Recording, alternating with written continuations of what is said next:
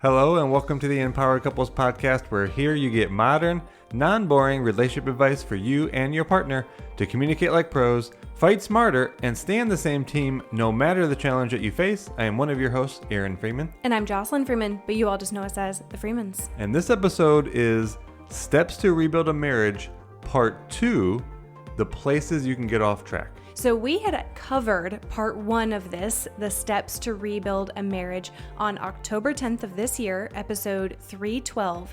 And we have never, from one episode, gotten so many follow-up messages. I mean, we're grateful. So many of you reach out, send such nice things, or ask follow-up questions. But this one, we have just continued to receive DMs, emails, even just yesterday, probably respond to 3 alone, talking about this and asking even more clarifying questions. And so we wanted to provide 2 additional resources for this process because we know that so many of you fall into this stage of rebuilding your partnership. And we'll describe even a little bit more on that. But today's episode is a follow-up resource to cover places you could get stuck in this rebuilding process. Oh, yeah. And because so many of you, in fact, people even wrote in the email, could you please create a guide on this? Like, asked us. And so we wanted to provide that for you all. So we have a guide, just like our others that are very popular on repair, de-escalating, family meeting. And this is actually our longest guide. So detailed. And so to get the steps, and we also simplified it. So even though it has the 6 steps to rebuild a marriage, we actually simplified it from the last episode, but it is so detailed on exactly what to do to rebuild together, how to navigate the conversation. So you can see the link in the show notes to get the guide. And it is thecoupleexperience.com/rebuild. But as we go into this episode, we are assuming that you have listened to episode 312 and or have the guide, because we are going to be just clarifying some of the steps. And just so you know, you didn't miss out. Look, it's Sunday night for us, actually, because we're going on a Thanksgiving holiday here. So we just wanted to make sure we got this podcast out there. And tonight, Sunday night, is when we got everything prepared. So being a podcast listener, you're the first to get access to this guide. So it's not like it's been out there. Like literally, as me and you are talking, like it's literally available for podcast, and it'll be available, online for others throughout the week. Yeah. But again, after the first episode, it was so popular, and we had 8 steps. Going through the guide, we simplified it to 6. So a quick summary, taking the last episode and now the guide, the steps as you get into this season to rebuild a marriage. And likely because you've had prolonged seasons of probably lack of repair, you have patterns that are depleting an already low love account. And you get to this place where you feel something's really got to change. Yep. Not everyone will have this thought, but some might be thinking, is this really it? Because if this is how it's going to continue, if this is what the marriage is going to be, I'm not sure I could really participate in this very much longer. Yeah. So it's a harder phase. It's not just repairing after one conflict. So, and why we're spending so much time on this is because of how critical this is. When you get into these conversations, there are so many places for you to get off track because of the lack of repair, because of the significance of the comments your partner can make, how much more invalidated you'll feel. And so to summarize the steps that we're putting together in the 6, you start with the willingness to be humble and to listen. The second step being address what is unrepaired. Then agree on your non-negotiables, draw the line in the sand, reestablish your vision and primarily your core values, which I'd have to say, even before we get into it, values are not what you say, they're what you act out. Wanted to add a little, hint in there. And then become the people you need to become. And I know all of those sound so nice and, that sounds easier said than done, and maybe even a little theoretical. Like when you hear something. You think so? Well, I don't think they sound nice. I think they're pretty straightforward. They're straightforward. What I mean is, this is really about putting this into conversations. Okay. This is the whole guide we created, is to actually make sure you are talking about these, because so we had a post go pretty viral in July talking about how we had a few years prior ended the old version of our marriage.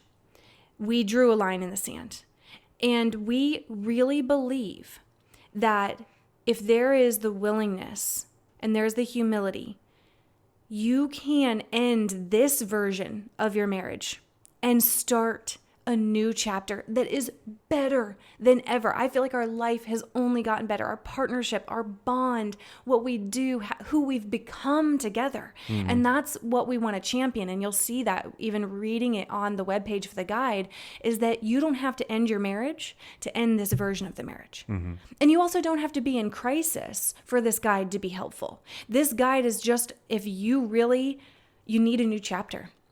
You need a fresh start. Like you said, certain things can't continue, and we need to make changes, and this will guide you in really getting crystal clear about those together. And we've been putting a few disclaimers on the rebuild process, this part 2, and even the guide, because I am on board with you, not that I'm not usually. I'm on board with the sentiment that you can create a next season even better. It's not going to be right after you finish the last step of this rebuild process.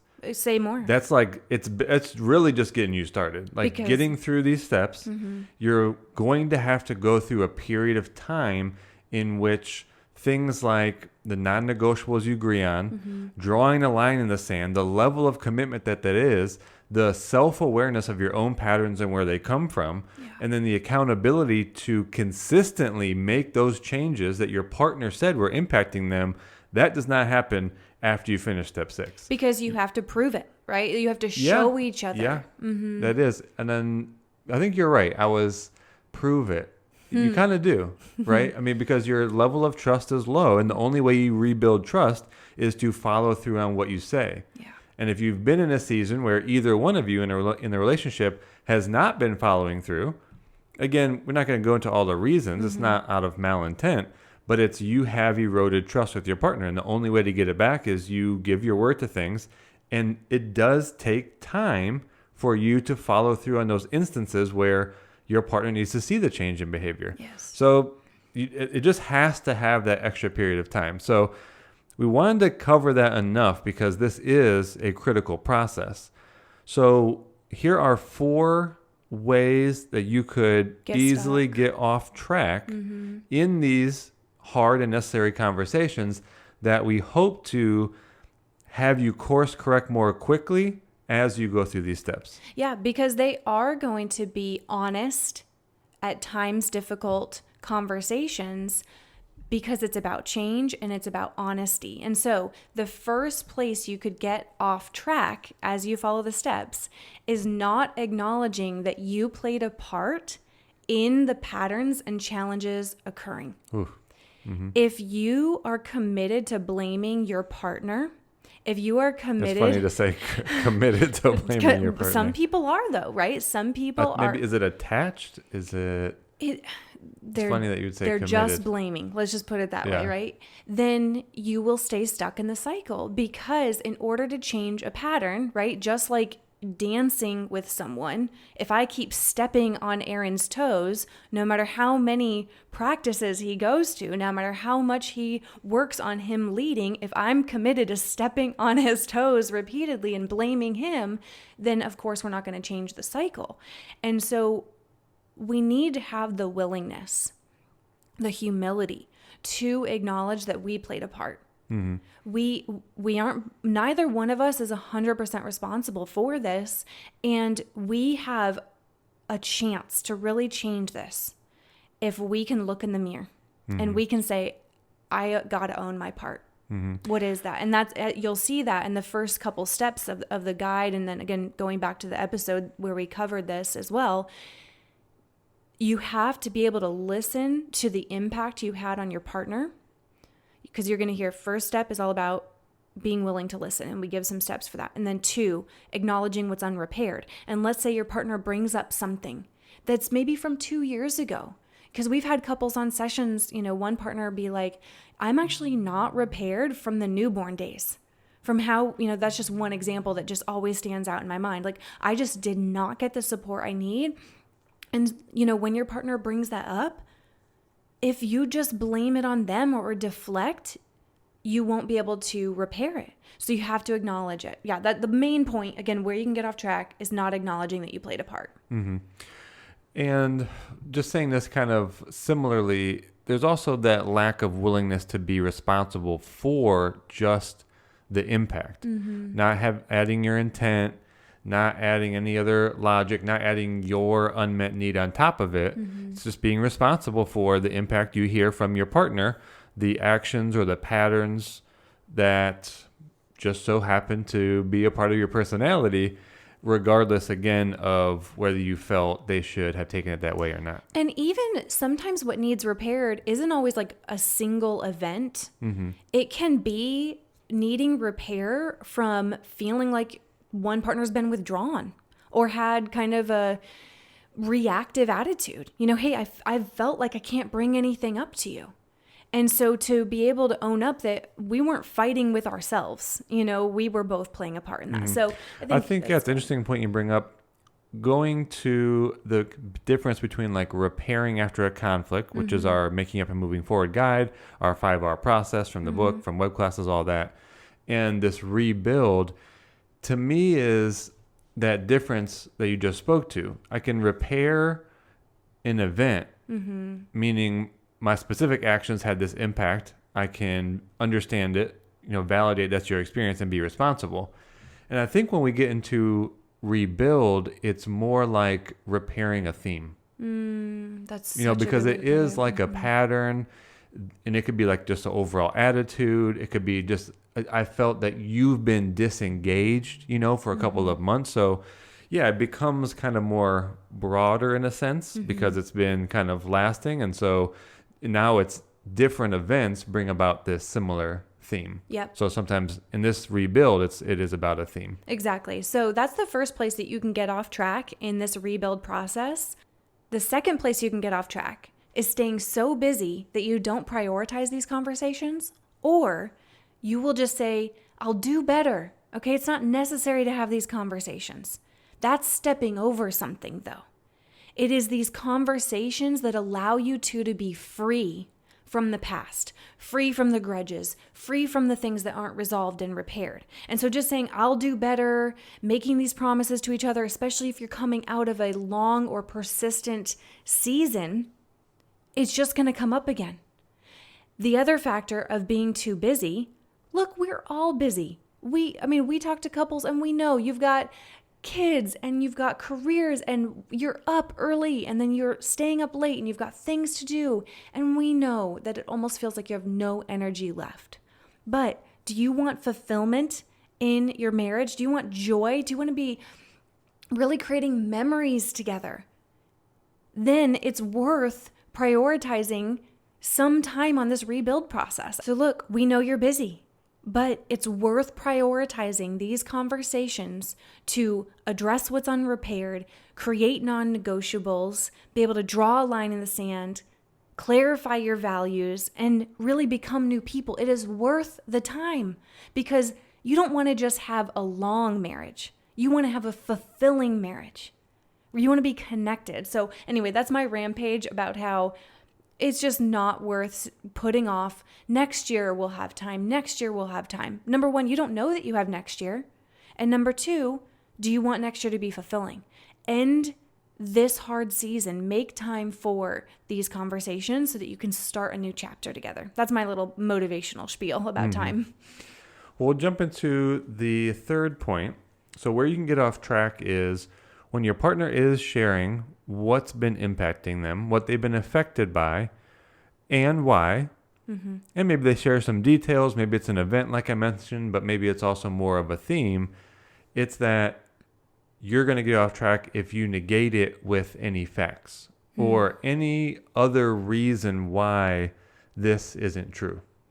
Men love the facts especially, right? And of course, women can do it too. But I notice that when it comes to repair and acknowledging hurts and wounds, men will go to facts. Well, but no, that isn't actually the order of things. That's not what happened. And again, women can do this too, but when we bring up facts, we are invalidating feelings.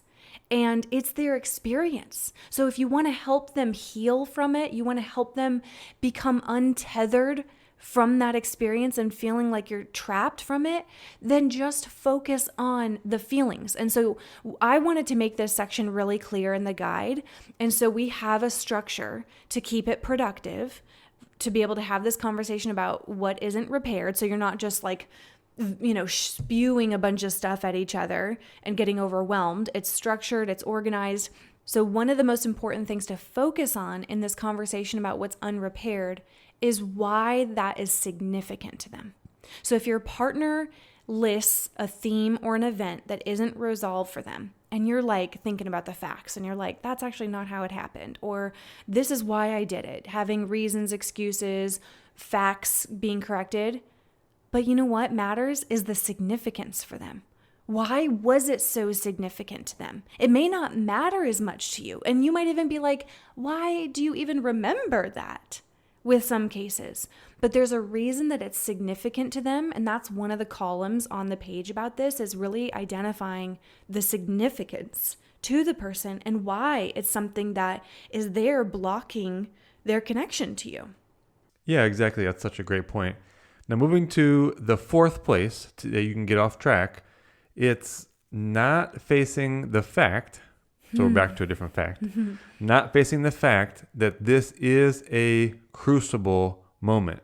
If you're not as familiar with crucible, it's critical. It is a turning point. And it's not just a slight deviation. This is a very important turning point in your marriage.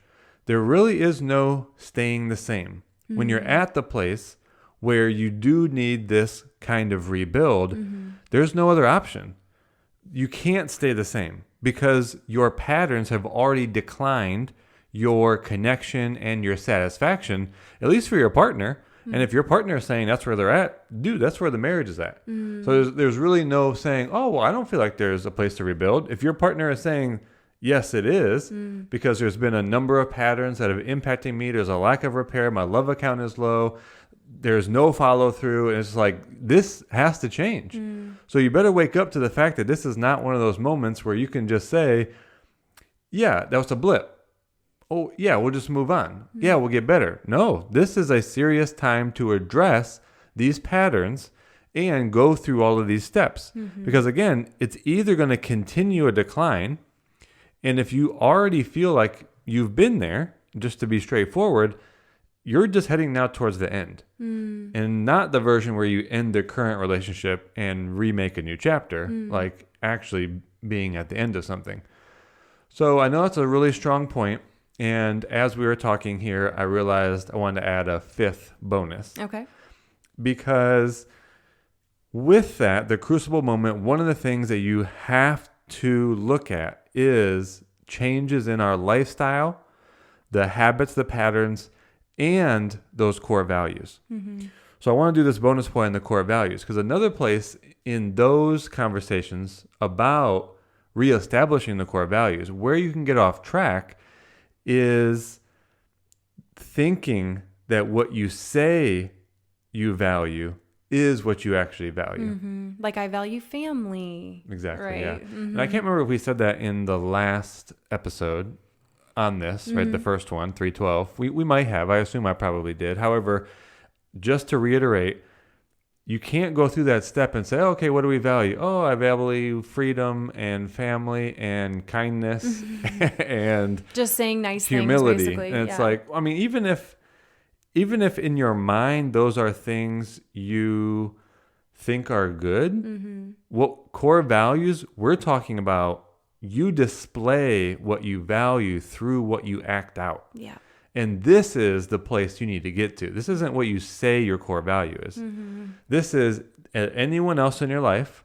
If we were to ask them about you and say, based on so-and-so's actions, what would you say they value in life? That's what we're talking about. Even better if there was a camera following you around, because some people might not see you in the house and see what you're doing around the living room, the bedroom, when you're distracted, maybe spending too much time on devices, being snappy with your partner, showing up with a bad attitude, right? I know those are all more of the negative things, but if a camera were following you around, what would people say you value actually? Yeah. And exactly right. What you value ideally should be displayed in your actions. And anyone in your life would ideally be able to say, hopefully one of the values is growth. And that's what this guide can support you with, is growth. We believe in transformation. We believe that people can evolve.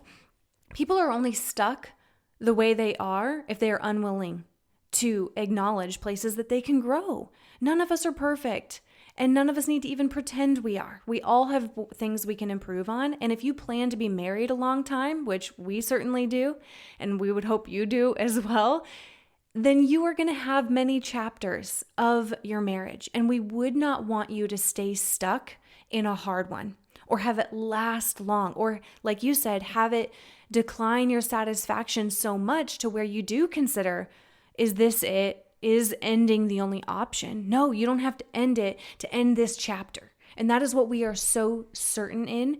And, we wanted to just clarify some of the places that you can get stuck in this. If you haven't already listened to episode 312, where we go further into the steps, definitely worth a listen. Again, we also simplified it in the new guide that we created, and we made it very actionable with writing exercises to do together, separately, how to navigate the conversation together. And even I'm really glad we put suggested frequencies of having these conversations and how could you fit it into your schedule. So we created this guide truly because we were asked to. We never received so many emails, DMs. Hey, do you have a guide on this rebuild process? This was so good. I listened to it twice. So we just wanted to meet that request. So again, the link is in the show notes to get this new guide. We know it's an interesting season for a lot of people, but we have hope for you. And if you're coming out of a hard season, we really hope you'll go through this process. But it is possible to begin a new chapter together that is better than ever. So we hope this is helpful. Make sure you give us a 5 stars on whichever platform you're listening on. That means so much to us. And with that, we will talk to you on the next episode.